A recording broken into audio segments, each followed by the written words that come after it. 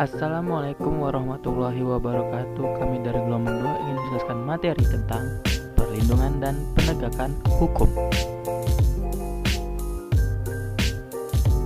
Peta konsep hukum di Indonesia dijalankan oleh lembaga penegak hukum, terdiri atas kehakiman, Mahkamah Agung, Kejaksaan, Kepolisian, Advokat, Komisi Yudisial, Mahkamah Konstitusi, memberikan perlindungan hukum penegak hukum dengan tujuan menegakkan supremasi hukum dalam bidang politik dan hukum, kehidupan sosial, ekonomi, pertahanan, dan keamanan dan agama.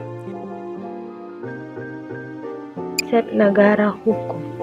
Istilah negara hukum digunakan dalam penjelasan Undang-Undang Dasar Negara Republik Indonesia tahun 1945. Sebelum perubahan yang pada bagian sistem pemerintah, negara menyatakan bahwa Indonesia berdasarkan atas hukum, tidak berdasarkan sesuai kekuasaan belaka. Demikian juga dalam konstitusi RIS maupun Undang-Undang Dasar 1950. Setelah perubahan pada era reformasi, konsep negara hukum mengalami perubahan, yaitu konsep negara hukum dirumuskan dalam pasal 1 ayat 3 Undang-Undang Dasar Negara Republik Indonesia tahun 1945. Profesor Dr. Wirjono Prodjodikoro menyatakan bahwa istilah negara hukum berarti A. Semua alat perlengkapan negara dalam tindakan-tindakan tidak boleh sewenang-wenang, melainkan harus berdasarkan peraturan hukum yang berlaku, serta semua penduduk dan warga negara dalam berhubungan dengan kehidupan masyarakat, berbangsa, dan bernegara harus tunduk pada peraturan hukum yang berlaku. Negara Hukum Indonesia. Setelah perubahan, Pasal 1 Ayat 3 Undang-Undang Dasar 1945 menyatakan bahwa Indonesia adalah negara hukum. Hal itu berarti hukum merupakan dasar yang menjadi pedoman dalam menjalankan kehidupan bermasyarakat, berbangsa, dan bernegara. Negara hukum menghendaki agar hukum ditegakkan, yang artinya hukum harus dihormati dan ditaati oleh siapapun juga tanpa terkecuali, baik oleh warga masyarakat maupun penyelenggaraan negara. Tujuan negara hukum adalah menciptakan keadilan, kepastian, dan ketertiban dalam kehidupan bermasyarakat, berbangsa, dan bernegara. Di dalam negara hukum Indonesia, HAM dijamin dan dilindungi sehingga tidak boleh dilanggar, baik oleh negara maupun oleh manusia yang lain. Dalam pasal 27 ayat 1 Undang-Undang Dasar 1945 disebutkan bahwa semua warga negara sama kedudukannya di dalam hukum dan pemerintahan serta wajib menjunjung hukum dan pemerintahan tanpa terkecuali. Dalam pasal 24 ayat 1 Undang-Undang Dasar 1945 disebutkan bahwa agar hukum dapat ditegakkan dengan adil, kekuasaan yang berfungsi memutuskan masalah hukum, yaitu kekuasaan kehakiman, harus merupakan kekuasaan yang merdeka, bebas, dan tidak memihak. Ciri-ciri negara hukum ada 3. Menurut Profesor Sudarso Gautama mengemukakan 3 ciri negara hukum, yaitu sebagai berikut. A. Terdapat pembatasan kekuasaan dan negara tidak dapat bertindak sewenang-wenang tapi harus berdasarkan hukum. B. Asas legalitas, artinya semua tindakan perintah harus berdasarkan aturan hukum. Tidak seorang pun dapat dihukum kecuali berdasarkan ketentuan hukum yang sudah ada sebelum perbuatan dilakukan. Pemisahan kekuasaan agar tidak terjadi penyalahgunaan kekuasaan dan HAM dapat dilindungi. 4. Sumber-sumber hukum. Sumber-sumber hukum merupakan asal atau sumber diperolehnya norma hukum atau sumber hukum dalam arti material. Dari sisi material, sumber hukum meliputi hal-hal berikut.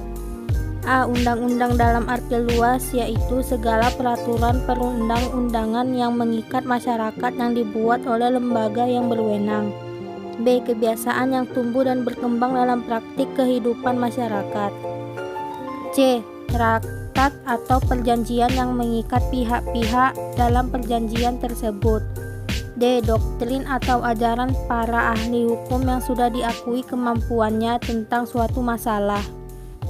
Dalam arti formal, sumber hukum menunjuk pada bentuk atau produk hukum tertentu berdasarkan pasal 7 Undang-Undang Nomor 10 Tahun 2004 tentang pembentukan peraturan perundang-undangan.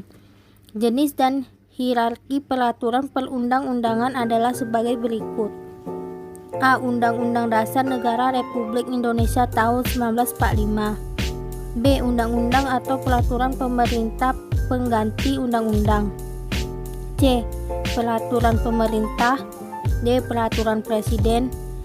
E. Peraturan daerah yang meliputi peraturan daerah provinsi, peraturan daerah kabupaten atau kota, dan peraturan desa. 1. Kehakiman. Kekuasaan kehakiman diatur oleh Undang-Undang Nomor 4 Tahun 2004. Dalam undang-undang tersebut dijelaskan bahwa kekuasaan kehakiman adalah kekuasaan negara yang merdeka untuk menyelenggarakan peradilan dan menegakkan hukum dan keadilan berdasarkan Pancasila demi terselenggaranya negara hukum Republik Indonesia. Penyelenggaraan kekuasaan kehakiman yang dimaksud dalam undang-undang tersebut adalah Mahkamah Agung dan peradilan yang berada di bawahnya dalam lingkungan peradilan umum, peradilan agama, peradilan militer, peradilan tata usaha negara, dan Mahkamah Agama. Semua peradilan tersebut merupakan menegakkan hukum dan keadilan berdasarkan Pancasila. Peradilan dilakukan demi keadilan berdasarkan ketuhanan yang Maha Esa. Peradilan dilakukan sederhana, cepat, dan biaya ringan. Segala campur tangan dalam urusan peradilan oleh pihak lain di luar kekuasaan kehakiman dilarang, kecuali yang tertuang dalam UUD Negara Republik Indonesia tahun 1945. 2. Mahkamah Agung.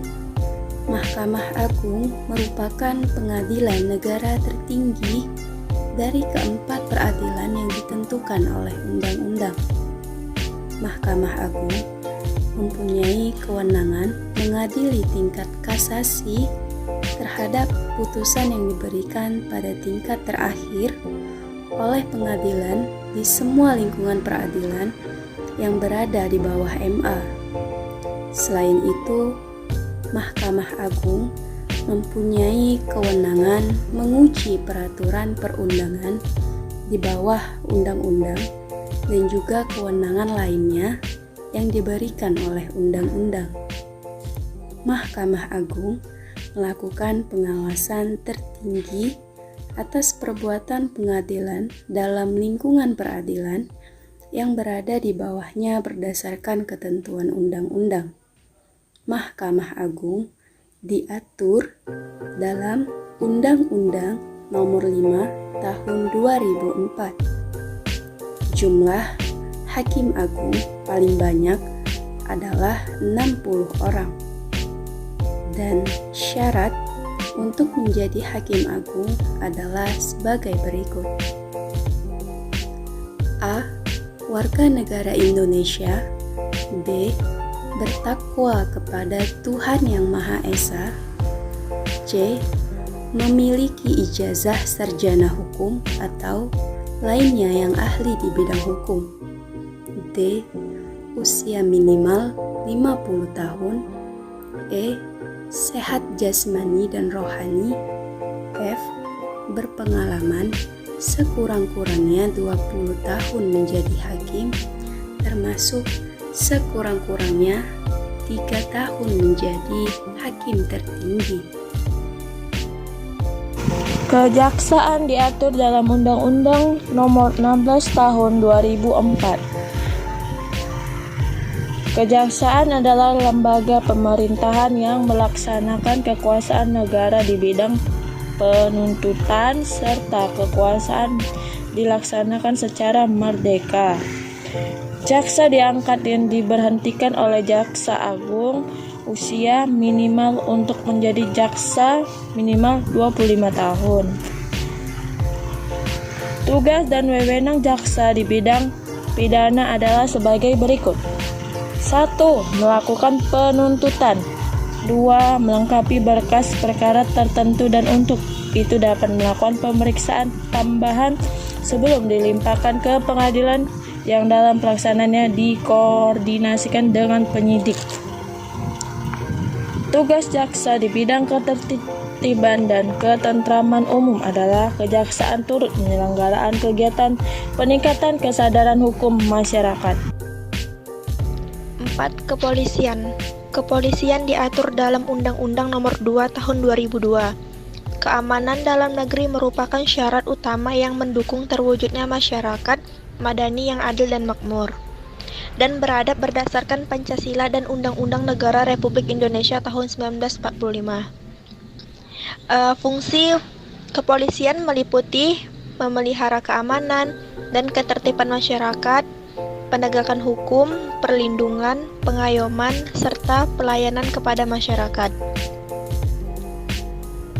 Kepolisian selaku alat negara yang menjadi ketentraman masyarakat dengan mengunjungi tinggi HAM.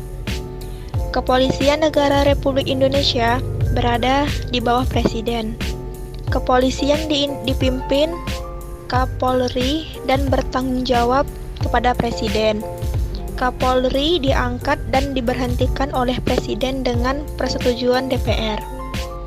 Tugas pokok kepolisian adalah sebagai berikut. Yang pertama itu memelihara keamanan dan ketertiban masyarakat. Yang kedua, menegakkan hukum.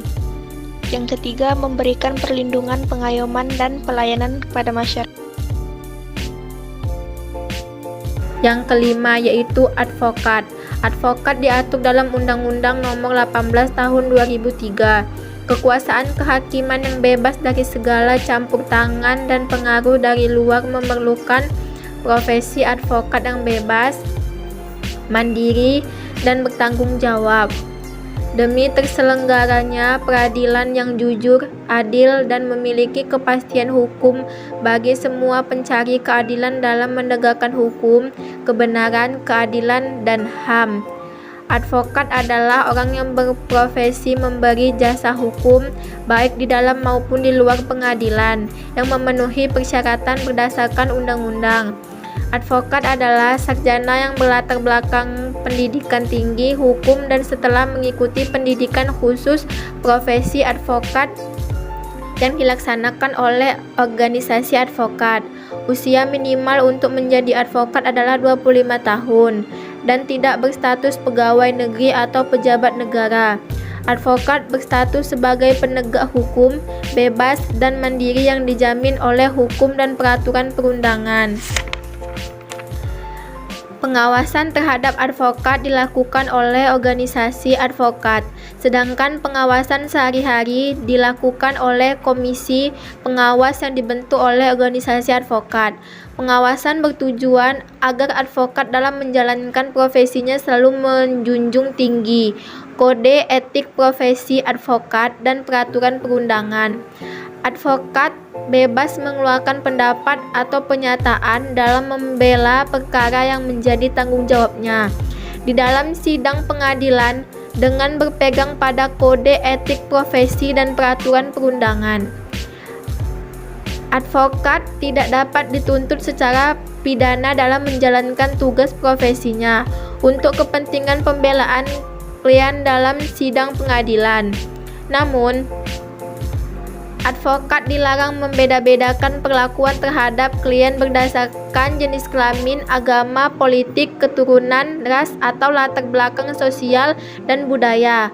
Advokat wajib merahasiakan segala sesuatu yang diketahui atau diperoleh dari kliennya karena hubungan profesinya, kecuali ditentukan oleh undang-undang. 6. Komisi Yudisial. Komisi Yudisial bersifat mandiri dan berwenang mengusulkan pengangkatan hakim agung dan mempunyai wewenang lain dalam rangka menjaga dan menegakkan kehormatan, keluhuran martabat, serta perilaku hakim. Anggota Komisi Yudisial harus mempunyai pengetahuan dan pengalaman di bidang hukum, serta memiliki integritas dan kepribadian yang tidak tercela. Anggota Komisi Yudisial diangkat dan diberhentikan oleh Presiden dengan persetujuan Dewan Perwakilan Rakyat. Susunan, kedudukan, dan keanggotaan Komisi Yudisial diatur dengan undang-undang. Mahkamah Konstitusi. Mahkamah Konstitusi wajib memberikan putusan pendapat Dewan Perwakilan Rakyat mengenai dugaan pelanggaran oleh Presiden atau Wakil Presiden. Menurut pelanggaran Undang-Undang Dasar Mahkamah Konstitusi mempunyai 9 orang anggota. Hakim konstitusi yang diterapkan oleh Presiden yang diajukan masing-masing 3 orang oleh Mahkamah Agung, 3 orang Dewan Perwakilan Rakyat, dan 3 orang oleh Presiden. Praktik perlindungan dan penegak hukum dalam masyarakat. Salah satu tujuan nasional bangsa Indonesia dalam alinea keempat pembukaan Undang-Undang Dasar Negara Republik Indonesia tahun 1945 adalah melindungi segenap bangsa Indonesia dan seluruh tumpah darah Indonesia. Wujud perlindungan bangsa dan tumpah darah Indonesia berupa terpenuhi rasanya keamanan dan ketenteraman. Untuk mewujud keamanan dan ketenteraman dalam masyarakat diperlukan ketertiban dan keteraturan. Hal ini akan terwujud apabila dalam masyarakat berlaku peraturan hukum yang adil dan ditaati oleh warganya. Jika peraturan hukum yang dibuat telah berlaku atau menjadi hukum positif, maka pemerintah maupun masyarakat wajib menegakkannya. Dengan demikian, kepentingan masyarakat akan terlindungi oleh hukum. Pemerintah juga wajib menegak peraturan hukum yang berlaku.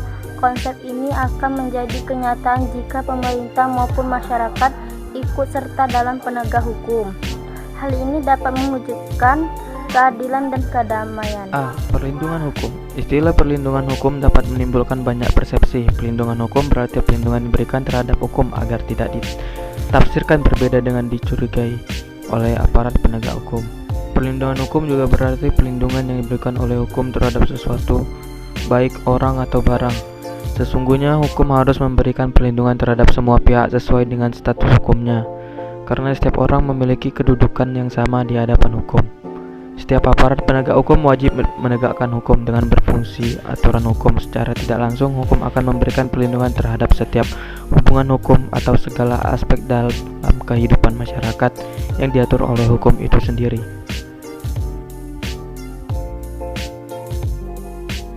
Penegakan hukum dalam pengertian yang sempit berarti upaya yang dilakukan oleh aparat penegak hukum sebagai petugas pemerintah yang bertujuan agar peraturan hukum berlaku secara nyata di dalam masyarakat dan bagi pelanggar hukum diproses sesuai dengan ketentuan hukum yang berlaku.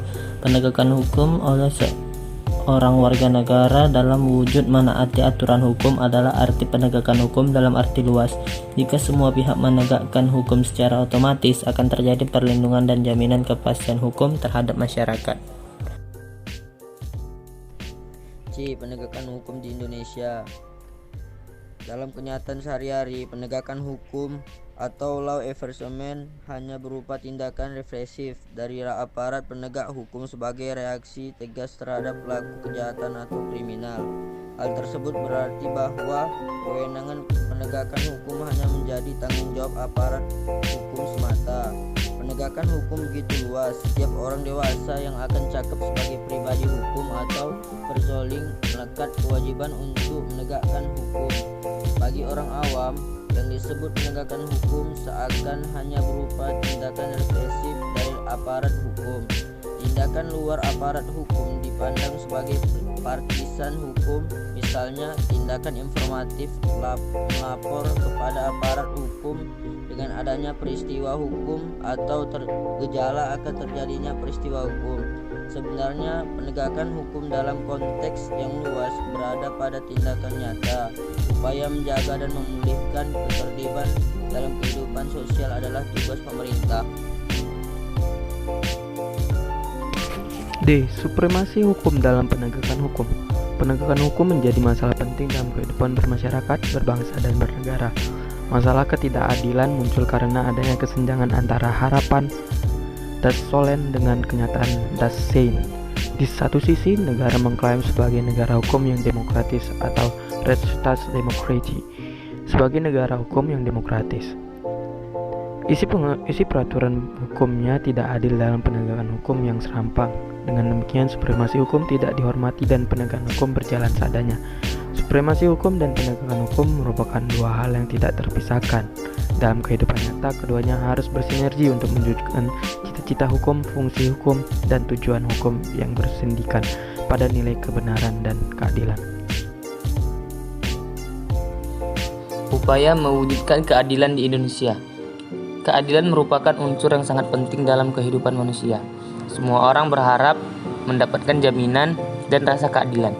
Dalam kehidupan sekarang, musuh terbesar bangsa Indonesia adalah ketidakadilan yang dapat menciptakan kecemburuan, kesenjangan, pertentangan, dan disintegrasi bangsa. Jadi, keadilan adalah syarat bagi kelestarian bangsa dan negara. Di negara hukum, idealnya kita tidak perlu khawatir untuk menyampaikan kebenaran karena adanya jaminan hukum bahwa yang benar itu adalah benar. Pemuka masyarakat harus mau dan mampu untuk memberikan contoh yang baik.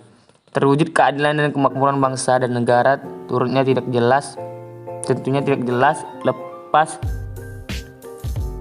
dari adanya jaminan hukum dan keadilan. Jaminan hukum dan keadilan terutama datang dari aparat penegak hukum itu sendiri, bukan jaminan hukum dan keadilan orang atau golongan kelompok tertentu saja. Sebagai makhluk ciptaan Tuhan Yang Maha Esa, kita harus berpartisipasi dalam upaya peningkatan jaminan hukum dan keadilan. Itulah beberapa materi perlindungan dan penegakan hukum. Kami dari kelompok 2 mengucapkan terima kasih sebanyak-banyaknya yang telah menonton hingga akhir. Dan sekian, wassalamualaikum warahmatullahi wabarakatuh.